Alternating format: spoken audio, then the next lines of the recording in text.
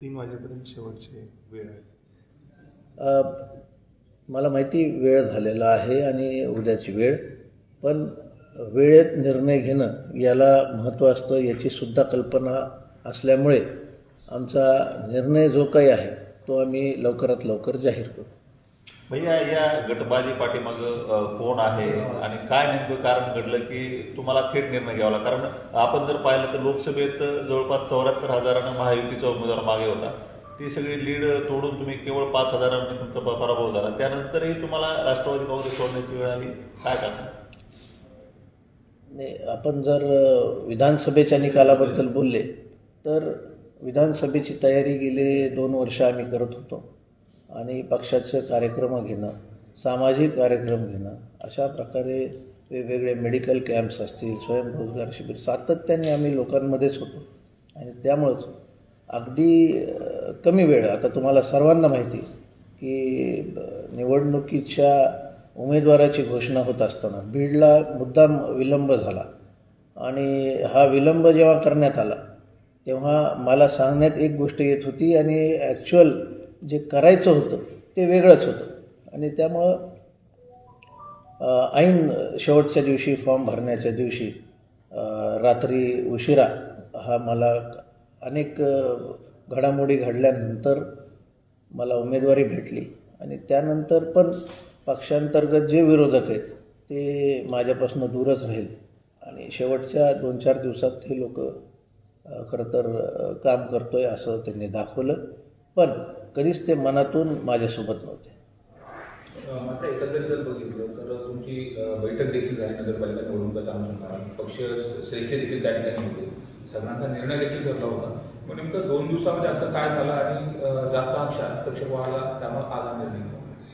नाही, मला जे सांगण्यात आलं होतं निवडणुकीच्या अनुषंगानं की तुम्हाला एवढं जबाबदारी असेल, तर त्याप्रमाणे माझी तयारी होती आणि आपण बघताय सातत्याने बीड शहराच्या हद्दीमध्ये अनेक ठिकाणी सामाजिक कार्यक्रम असतील, इतर कार्यक्रम असतील, आम्ही त्या ठिकाणी प्रत्येक सुखदुःखात असतो आणि विकासाचे काम करणं, ते दर्जेदार करणं हे आमचा सततचा पाठपुरावा चालू असतो. पण निवडणुकीत ज्यावेळेस बोलणी चालू होती त्यावेळेस बोललं एक जायचं आणि व्हायचं एक आणि कुठंच सुस्पष्टता नव्हती आणि त्यामुळं मी पण संभ्रमात होतो की एवढी निवडणूक जवळ आली तरी काय आम्हाला विचारणा होत नाही आहे, काय धोरण काय पार्टीचं ते कळत नाही आणि हळूहळू असं मला जाणवू लागलं की हे सगळं एक षडयंत्र आहे. त्यामुळे याच्यातून बाहेर पडण्याचा मी निर्णय घेतला. मात्र नेमकं बीड नगरपालिकेत सूत्र कुठून हलत आहेत आणि ज्यामुळे तुम्हाला हा निर्णय घ्यावा? हे सूत्र पक्षांतर्गत जे माझे विरोधक आहेत त्यांच्या माध्यमातून सूत्र हलवले जातात आणि कुठंतरी मिसफिडिंग मला वाटतं वरच्या पक्षश्रेष्ठींना होत असावी, त्यातून हे सगळं कृत्य घडतं. भैया, बीड नगर परिषद राष्ट्रवादीचं गड राहिलेलं आहे. आपल्या वडिलांनी सुद्धा अनेक वर्ष इथं अध्यक्षपणा होतं, त्यांच्याकडे अनेक नगरसेवक होते. आज तुम्ही ते पक्ष सोडत आहे. बीड नगरपालिकेचा निर्णय कसा लागला? म्हणजे धक्का बसणार आहे? बीड नगरपालिका गेली 30-35 वर्ष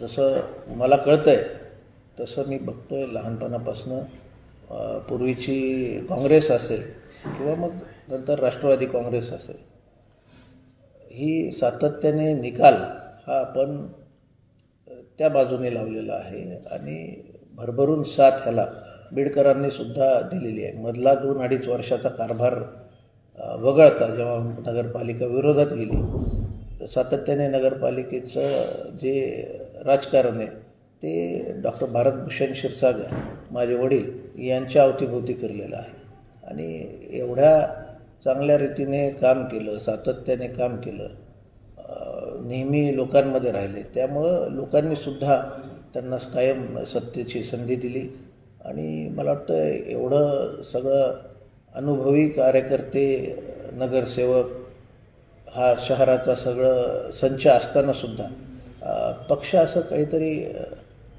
वेगळ्या मार्गाने चालतं आहे ही मला जाणीव होत होती आणि म्हणून हा निर्णय घेण्यात आला. तो निर्णय विचारपूर्वक घेण्यात आलेला आहे आणि त्यातून बीडकरांचं चांगलंच होईल हा मला विश्वास आहे आणि येणाऱ्या काळात आम्ही निर्णय जाहीर केल्यावर बीडकर जनता ही नक्कीच आमच्यासोबत राहील याची मला खात्री आहे. धनंजय मुंडेंच्या माध्यमातून तुम्ही पक्ष प्रवेश केलेला होता. आता हे पक्ष सोडण्याचा निर्णय घेताना धनंजय मुंडे यांना विश्वासात घेतलं होतं किंवा त्यांच्यासोबत काही चर्चा वगैरे झाली होती? माझी त्यांच्यासोबत सातत्याने साधारण 8-15 दिवसात सातत्याने चर्चा झालेली आहे. पण मला सगळ्या डिटेल्स काही माहिती नाही की त्यांच्या मनात काय होतं काय नाही. पण असं जाणवलं की आपण जे बोलतोय त्याची दखल घेतली जाते. भाजपसोबत तुमची जवळीक वाढली, विशेषतः ताईंसोबत देखील, त्याच्यामुळे ह्या सगळ्या गोष्टी झाल्यात असं वाटतं? असं नाही आहे.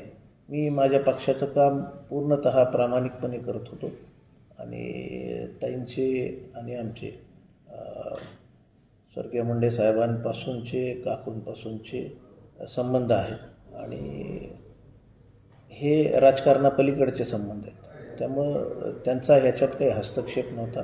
पण या ठिकाणी बीडमध्ये जेव्हा खूप विरोध व्हायला लागला मला आणि विनाकारण विरोध व्हायला लागला, सातत्याने आमच्या कार्यकर्त्यांची, आमच्या ज्येष्ठ नगरसेवक असतील, माजी नगरसेवक ज्यांनी 3-3, 4-4, 5-5 टर्म केल्यात, ह्या सगळ्याची दखल घेत नव्हते. पदाधिकारी पक्षाचे नेमताना मला कुठंच विश्वासात घेतलं जात नव्हतं. ह्या सगळ्या ज्या गोष्टी आहेत त्या मी आणि माझे सर्व सहकारी हे पाहत होतो. आम्ही अनेक वेळा ह्या गोष्टी पक्षामध्ये पक्षाच्या ज्येष्ठांपर्यंत बोललो. पण कुठंतरी यांना आपल्याला बाहेरच टाकायचं आहे अशी जाणीव या पक्षात होत होती.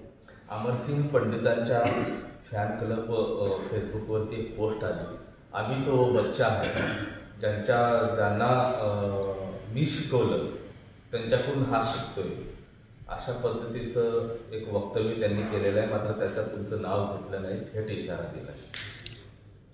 आम्ही काय पोस्ट पाहिली नाही आणि असं रँडम कोणी काय टाकत असेल, कोणाचं कार्यकर्ता काही टाकत असेल तर मला वाटतं त्याला फार महत्त्व देण्याची गरज नाही. पण आपण पाहिलं तर ह्याचे प्रयोग असे बाहेरचे लोक येऊन बीडमध्ये प्रयोग करणं, वेगवेगळ्या निवडणुकीत कायम हे बीडकरांनी हाणून पाडलेत आणि हा प्रयोगसुद्धा नक्कीच बीडकर हाणून पाडतील आणि आपला स्वाभिमान जागा ठेवतील असा मला विश्वास. बीडमधील घडी विस्कवण्याचं काम कट असताना कुठं शिजलं गेलं, कुणामुळे झालं आणि त्यामुळे तुम्हाला राष्ट्रवादी सोडावं? मला वाटतं याचं उत्तर राष्ट्रवादीचे जिल्हाध्यक्ष आपल्याला व्यवस्थित देऊ शकतील. तुमचं एक काल बॅनर पाहिलं फेसबुकवरती स्वतःच्या, विकास हीच जात, विकास हाच धर्म, असं तुम्ही लिहिलंय. काय म्हणायचं? आम्ही कायम लोकांना सोबत घेणं, सर्व समाजाचे लोक एकत्रित करणं यावर भर दिलेला आहे समाजकारणात आणि राजकारणात. आणि हे करताना आम्हाला जर आमच्या पक्षाकडनंच अडथळा येत असेल आणि मला ऐन निवडणुकीपर्यंत विरोधकांपेक्षा पक्षातल्याच लोकांकडून अडचणी असतील आणि त्यांनाच मला भांडावं लागत असेल तर मला वाटतं कुठंतरी एक अस्वस्थता त्या ठिकाणी होती आणि त्यातून बाहेर पडणं हे मला आणि माझ्या सहकाऱ्यांना अत्यंत महत्त्वाचं होतं. 2 वर्षापासून बीड शहर, बीड जिल्हा सामाजिकरित्या अस्वस्थ आहे. तुमच्या कालच्या त्या कमेंटमधून तुमची अस्वस्थता बाहेर पडते. कोणत्या कमेंटमधून? जे तुम्ही सांगितलं की इथं जातीवाद पेरला जातोय, विकासाकडे महत्त्व दिलं जात नाही. बीड जिल्ह्यात ज्या 2-3 वर्षात घडामोडी झाल्यात त्यामुळं सामाजिक आणि राजकीय या दृष्ट्या जो सलोखा आहे तो बिघडलेलाच आहे आणि तो सुधारवण्याचा प्रयत्न हा केला पाहिजे. पण काही मंडळी हे सुधारू देत नाहीत आणि त्यांना वाटतं बीड हे कायम जळत राहावं, त्यामुळं अशा प्रकारच्या गोष्टी झाल्यात.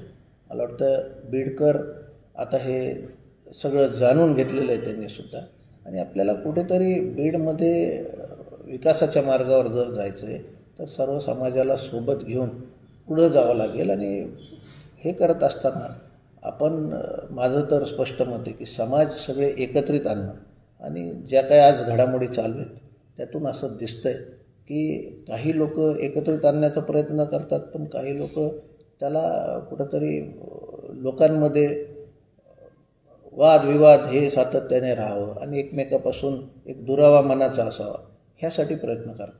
आणि आपल्याला आपलं राजकारण हे समाजकारण सर्वांना सोबत घेऊन जाण्याचं आहे. त्यामुळं या गोष्टी मला काय पटत नाही.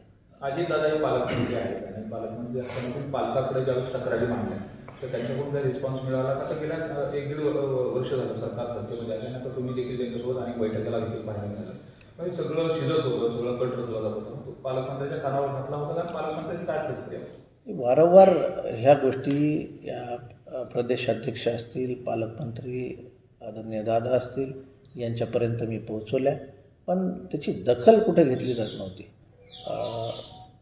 आपण नेहमी आपल्या वडीलधारी असतील त्यांना बोलतो आणि सांगतो, पण जसं त्यांच्याकडनं रिस्पॉन्स पाहिजे की काय होतं आहे काय नाही, तुम्ही या बसा मी सांगतो, अशा प्रकारची दखल कुठंच घेण्यात आली नाही. फक्त मला तेवढ्यापुरतं बोलणं आणि खाली कटकारस्थान चालू देणं हा प्रकार चालू. पालक म्हणून अपयशी झाले, पालक म्हणून अपयशी झाले का? आता ते तुम्ही ॲसेस करा कोण कसं झालेलं आहे. मला वाटतं मला त्या पक्षात काही काम करण्याची संधी, मोकळं काम करण्याची संधी भेटत नव्हती, त्यामुळं मी त्यातून बाहेर पडलो. भैया तुम्ही सांगताय एकीकडे मला निर्णय प्रक्रियेत सामावून घेतलं जात नव्हतं, दुसरीकडे अशी चर्चा आहे काही पक्षातील पदाधिकारी देखील हे बोलून दाखवतात की डॉक्टर योगेश क्षीरसागर यांनीच हट्ट केला, मला अमुक एवढ्या जागा पाहिजेत आणि मी तेवढ्या जागा लढवणार, असं प्रस्ताव पक्षश्रेष्ठी समोर ठेवले आणि मग त्यानंतरच हा निर्णय घ्यावा लागला, असं चित्र रंगवलं जाते. काय नेमकं सत्य यावर? जेव्हा बीड नगरपालिका गेली सातत्याने ही बीडकर आमच्यावर विश्वास ठेवत आहेत, तर साहजिक आहे की आमचे कार्यकर्ते, माजी नगरसेवक आणि इच्छुकांची संख्या ही आमच्याकडं जास्त असते आणि कुठंतरी एक नेतृत्व हे पाहिजे असतं.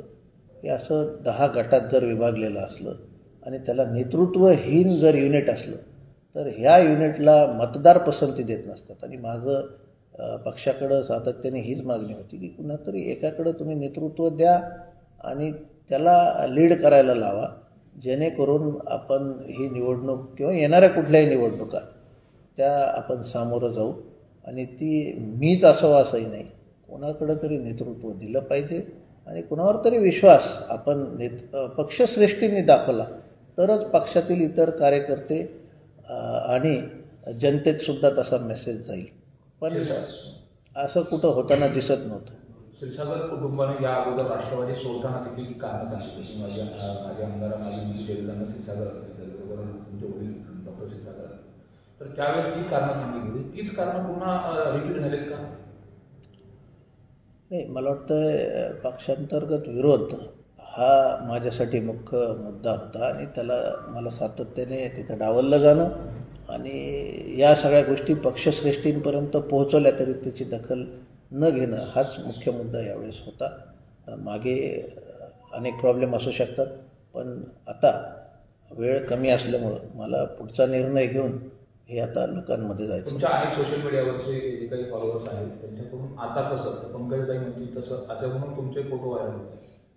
त्याला जोडून एक प्रश्न आहे, नगरपालिकेसाठी तुम्ही भाजपासोबत हातमिळवणी करताय, शेवटचा एकच दिवस बाकी आहे, त्याच्यामुळे कधी योगेश क्षीरसागरांची भूमिका स्पष्ट होईल?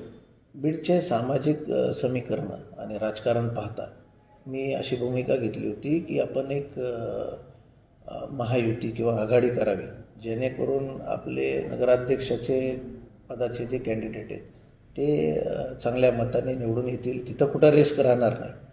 आणि त्यामुळंच मी पक्षातील लोकांना आणि इतर पक्षातील लोकांनासुद्धा या गोष्टीत बोललो आणि त्या पद्धतीने आम्हाला पुढं जायचं होतं.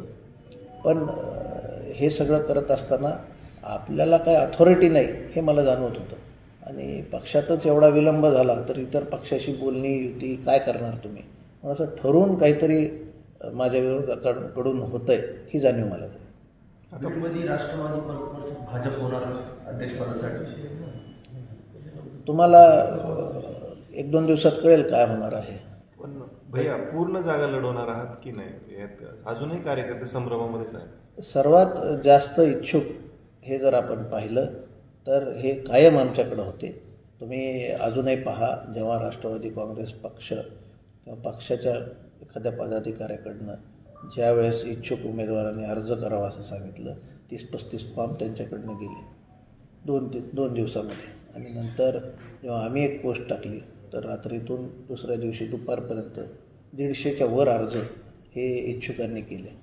त्यामुळं इच्छुक आमच्याकडं प्रत्येक वॉर्डमध्ये हे भरपूर होते आणि त्यामुळं आपल्याला सर्वच्या सर्व जागेवर नक्कीच आमचे उमेदवार दिसणार आहेत आणि चांगल्या फरकाने निवडणूक काढून जास्तीत जास्त नगरसेवक निवडून येऊन हे जे मागच्या काळात बदनामीचं राजकारण बीड नगरपालिकेत झालं आहे ते दूर होईल असं स्पष्ट चित्र आपल्याला दिसेल. आणि मी पहिल्या मीटिंगमध्ये कार्यकर्ते बैठकीत जसं सांगितलं तसं 50% फ्रेश चेहरे हा देण्याचा आमचा प्रयत्न राहील. आपण जर बघितलं तर राष्ट्रवादी काँग्रेस ही काही दिवसापूर्वी एक संघ आणि एकजुटीने काम करताना दिसायची जिल्ह्यात सगळीकडे. परंतु आता नगरपालिका विधानसभा निवडणुकीनंतर वेगवेगळे मतदारसंघात वेगवेगळे गट पडले आणि मग त्यामुळे कुठेतरी पक्षालाच फटका बसतो असं दिसते. कारण आता कालच प्रकाश सोळंके यांनी थेट धनंजय मुंडेवर आरोप केले तर गेवराईमधूनही असे काही संकेत मिळालेत आणि स्वतः धनंजय मुंडे यांनी देखील काही वक्तव्य केले होते. बीड जिल्ह्यातील राष्ट्रवादी पुन्हा एकदा गटबाजीने पोखरली गेली. नक्कीच राष्ट्रवादी काँग्रेसमध्ये पक्ष संघटना म्हणून जे डिसिप्लिन पाहिजे किंवा जे कोऑर्डिनेशन पाहिजे ते बिलकुल नाही. प्रत्येकजण आपापल्या मतदारसंघात लक्ष घालणं, पक्ष वाढवणं आणि इतर मतदारसंघातील आपले जे सहकारी आहेत, जे नेते त्यांना मदत करणं हे कर्तव्य असतं. पण या ठिकाणी इतराचे पाय ओढणं किंवा तिथं कसं नुकसान होईल त्याला हे करत असताना पक्षाला काय नुकसान होतं याचं कोणीच काही ध्येय धोरण आखायला तयार नाही. आणि ह्या गोष्टी पक्षश्रेष्ठींपर्यंत नेल्यावर सुद्धा त्याची दखल घेतली जात नाही. हे आश्चर्य वाटण्यासारखं आहे. उद्या उमेदवारी अर्ज भरण्याचा शेवटचा दिवस आहे. 3 वाजेपर्यंतचा वेळ आहे. त्यापूर्वी 11 वाजेपर्यंत क्षीरसागर कुटुंबातले जे मुख्य आहेत ते जयदत्त अण्णा क्षीरसागर आणि त्यानंतर योगेश भैया हे भाजपचं कमळ हातात घेतील अशी चर्चा आहे.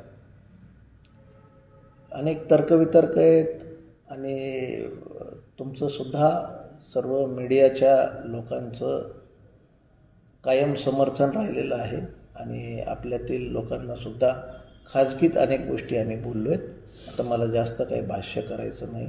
लवकरच सगळे चित्र हे आपल्यापर्यंत स्पष्ट. या शेवटचा प्रश्न आपण जर पाहिलं तर बीड नगरपालिकेच्या प्रत्येक निवडणुकीत अध्यक्ष भारतभूषण क्षीरसागर यांची भूमिका निर्णायक असायची आणि आधी काही घडामोडी घडल्या तरी शेवटच्या टप्प्यात ते निवडणूक खेचून न्यायचे आणि चित्र समोर दिसायचं. तसं काही यावेळेस पाहायला मिळेल. नक्कीच निवडणूक चांगल्या पद्धतीने आम्ही खेचून नेऊ आणि जरी वेळ कमी असला तरी जनतेचा आमच्यावर विश्वास आहे. तुम्ही पहा हे काही लाभार्थी कार्यकर्ते जे कायम प्रत्येक 6 महिन्याला आपल्या सोशल मीडियावरचे आणि बॅनरवरचे फोटो बदलतात, कामाला आडवाआडवी करतात, ब्लॅकमेलिंग करतात, असे लोक बीडची जनता या निवडणुकीत दूर ढकलेल आणि एक चांगला रिझल्ट बीडमध्ये येणाऱ्या काळात बीडचा विकास होईल असं. राष्ट्रवादीमध्ये केवळ ओबीसी नेतृत्वालाच डावललं जाते का? धनंजय मुंडेंच्या बाबतीत असं झालं, आता क्षीरसागरांच्या बाबतीत असं होतं. मला वाटतं बीड मतदारसंघाच्या बाबतीत जर बोलायचं झालं तर मला तरी एवढं काम करून प्रामाणिक काम करून पक्षासाठी कायम डावलण्यात आलं. आता तसा त्यांचा काही हेतू आहे का हे मला काही माहिती नाही. याच्या बाबतीत आपण सर्व जिल्ह्यातील प्रमुख जे नेते त्यांच्याशी बोलून आपले निकष काढावे.